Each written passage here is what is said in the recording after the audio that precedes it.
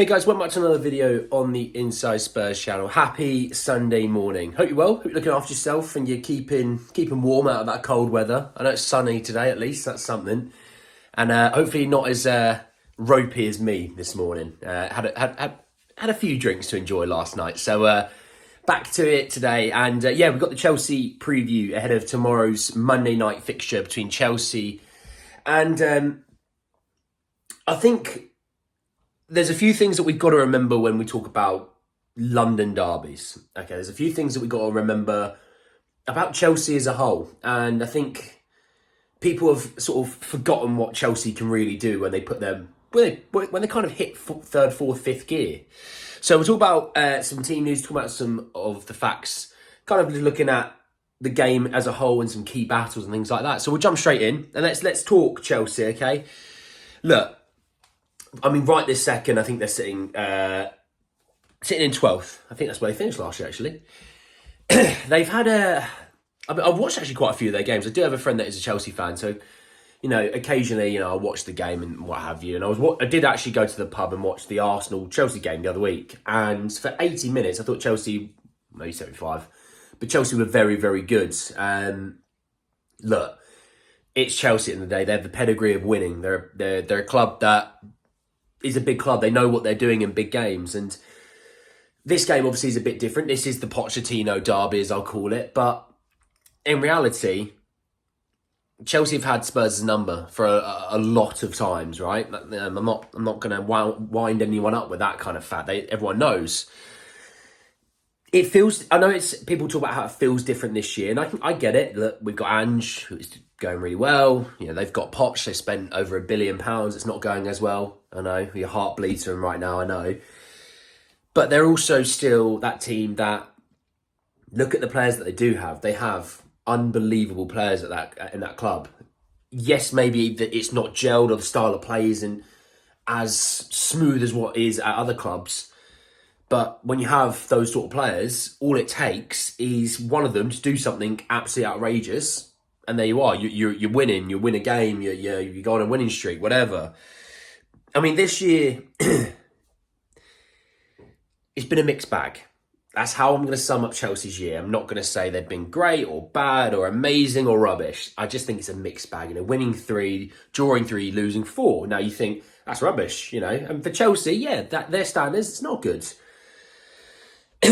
But when you actually watch some of their games, when they look like they actually are bothered to play, they're not bad. I think Cole Palmer's actually come in and been really, really good for them. Obviously, that youngster from Man City. You've still got Enzo Fernandez. That team, when they have Enzo in compared to when they don't, I know they don't win many games with Enzo, but I'm watching some of their games this year. When Enzo's not in that team, the midfield just doesn't seem to be really at it, to be honest. And I think Saicedo is taking a little bit of time to get going in there. I think you're looking at the other guys like Lavia's not even played, I don't think, this season. The youngster they bought from Southampton. You've got, Gallagher's actually been all right for them this year. I know we talked about Gallagher and how Spurs have had interest, or still do have interest. He's actually been all right this season. I think Cucurella's had a bit of an upturn in form, and actually he's played all right recently. I know he played right back the other week, and actually I thought he was all right. You've still got Cole at the back, still got Thiago Silva, who, you want to talk about Rolls Royce of defenders. Thiago Silva was, and still to a point, is a Rolls Royce of a defender. Even at that age, he's fantastic. Yes, the striking situation is a bit difficult. Look, Jackson's movement is unbelievable. His finishing is just not great right now, and it could just be a lack of confidence. And if he gets 1 or 2, maybe it kicks him on. I don't know. But they're also, you've got to remember, missing, and I do genuinely believe this, their best player. He hasn't played this season at all. Christopher Nkunku. When you hear of French internationals, you're talking world-class players in the France team. Talking about how Christopher Nkunku just absolutely tears them all up in training.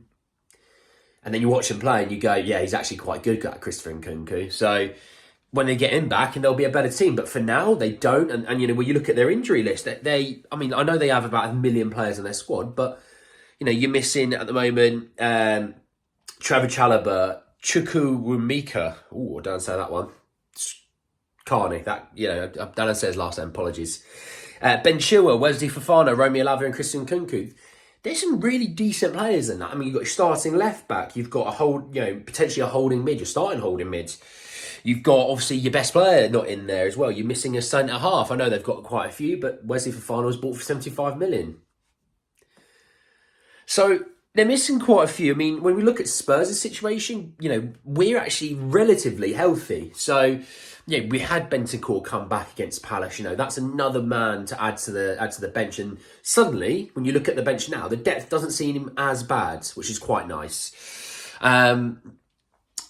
The issue that we have is at left back, because Destiny Udogie has, I believe, his ankle ligament issues. Not serious, very minor issues. But those issues take about 2 weeks to heal. And coming up to Monday will just be short of those 2 weeks. So we're not too sure if he's going to be 100% to play. That'll be, I think, a decision tomorrow, being Monday, obviously. And Ben Davies is also basically an injury doubt as well because of a knock. So, look, that means Emerson will play left back. No lie, I think Emerson played all right at left back when he's come on in the last game. But we, with Desi Udogie, are a whole different team. Defensively as well as attacking, you just got to hope he plays. You just got to hope that he's fit and healthy, first and foremost for himself, but also then for us, that we've got our starting left back, because it's mental how that guy has become. Like I said, one of my friends, Luke, said that, he's probably the best left back in the league at the moment. And you start to look at the left backs of the league, you're like, actually, yeah, he probably is. It's crazy how quickly he's sort of come on and done so well. And we are a different team without him. It is a concern. And that's why I said in other videos when we talk about transfers that a left back is really crucial to go and get. Session's out long term. Davies is now starting to get up there in age and he's starting to get on. And I'm not sure. Look, I like him for the squad, but I'm not sure. I want him as my backup left back personally. That's just my opinion. You might disagree, and that's fine. But I think we need a new left back for sure to give next season when we look at potentially playing 2 or 3 times a week, to give Destiny Udogie a rest. Yeah, he's young, but we also don't want to play him 60 times a year. You want to play him 45 times a year or 40 times a year and give someone else 15 to 20. Maybe another youngster that you can kind of build up and make another Destiny Udogie out of. But in reality, Spurs are healthy, as healthy as we could be. I mean, you got to remember, we last played on a Friday night, not the one that's just been, the one before that. So you're talking about a week ago on Friday, coming towards Monday. We're talking a long old time to rest. The players have had so much time to rest now, which, look, don't get me wrong, they didn't have a lot of time between Fulham and Palace, but between Palace and Chelsea, they've had a lot of time to rest. Get a bit healthier. Get a bit more work on the training ground, all these things. I do see Spurs playing very well on Monday night. So my key battle, I think, for Monday night really will be the midfield, Basuma versus Caicedo, the 2 Brighton boys. Biss has been fantastic, and I expect him to play. This is a game where I do really think we need him to play. He's going to... Biss has been fantastic this season. I'm really impressed with how he's come back to Basuma of old, and we're going to need Basuma of old to kick into gear on Monday night or tomorrow night. Maddison obviously will be important. Maddison, the Gallagher, Bassel there. But yeah, I think I do see Spurs winning this game. I see it being 3-1 actually. I do see Spurs having a bit of a offensive success. A bit of an offensive success, because we haven't really seen it in big spells. We've seen it in spurts, but I think this might be the first game we see Spurs show the attacking patterns of play that Ange's always talked about. Look, I'm excited for the game. I really, really am. I love London derbies. They're difficult. Form I've always talked about, and my dad taught me, and I'll teach anyone else, that form, when it comes to derbies, is near enough irrelevant. Most of the time is who wants it more on the day. Because you can go to a team struggling in the league. Let's say Fulham were struggling in the league, right? Let's say they were 17th. Obviously they're not. They're doing fine this season, and I thought they played all right against Man United yesterday. Probably unlucky to come away with a loss, personally. But let's say they're struggling in the league. Even if you're not playing well, right? If you are up for it and you want to fly into some tackles and you want to be a bit more physical, you want to try and dominate the game with physicality, normally that works.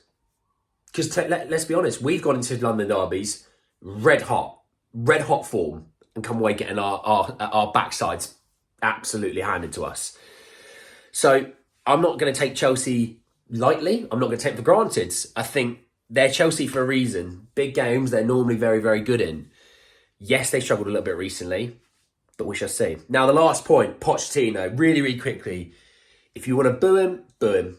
If you want to cheer him, just cheer him. Whatever suits you best. I'm going to be kind of just neutral. I'm not going to cheer or boo.